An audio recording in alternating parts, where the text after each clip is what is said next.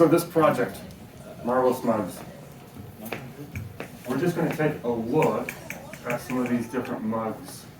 And all of these used the method that you will use to create your mugs.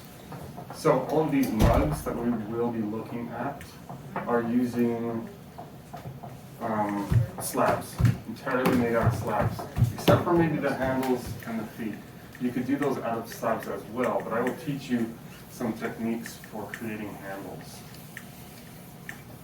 This is student artwork. That's a dog. No, I thought it was a tiger.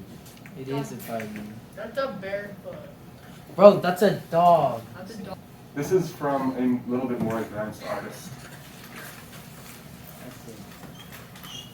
So your mugs should have some sort of texture or pattern happening. So repeated elements. You created these little tiles that have repeated elements. You're going to use those same tiles or the ideas on those tiles and put them on your mug. If you look at this, it's got that same idea wrapped all the way around the bottom and the top, plus one in the center, a different idea in the center. So you'll want to figure out how you're going to arrange your texture ideas. Well, are we not doing? Oh, I got a question. Question? Are we doing stamps? Nope, no stamps. No stamps. So we're just going right into it. Well, you created your tiles, right? If you haven't created your tiles, you want to do that first. Tiles. Your decorative tiles. I need more clay. More cool designs Dreamy. with repeated textures or patterns. Whoa, that's sick. This one's simple, but it's done really well and it's pretty attractive because of that. I like it. Again, repeated patterns. Are we gonna be able to drink out of these? You sure will. This one's pretty cool. It even decided to have a lid for it. That's cool. Creating lids for ceramics is a little tricky because there's a few things you need to do so that your lid doesn't fall off. So if you want to create a lid, talk to me about it first. All right, so you will be getting a bag of clay for this project. And it's going to be 6 1/4 pounds. It will be enough for both of your mugs plus your next project or two. You will not be getting any clay from the bags up front Wait, why? because this is to teach you how to manage your clay.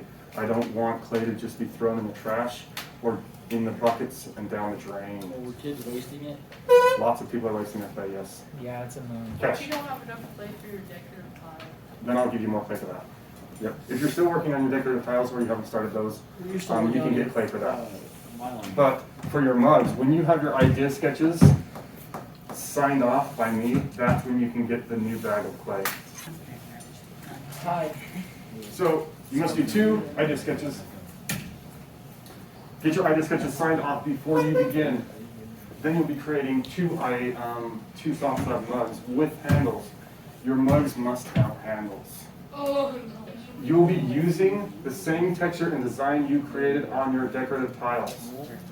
You can modify it a little bit if you found a better way to do it, or you think that something has changed a little bit. You can modify it, but I want it to be basically the same idea.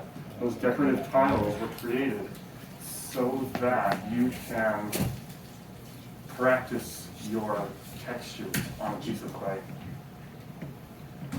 Your mugs must be between 4 and 6 inches tall. No taller and no smaller. I don't want a really tall skinny mug either.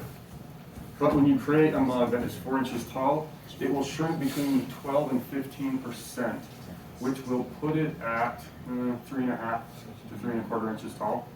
And that's a decent sized mug when it's done. If it's 6 inches tall, it'll drop to about 5 1/4 inches tall, or 5 inches tall. You must put your initials and class period on the bottom.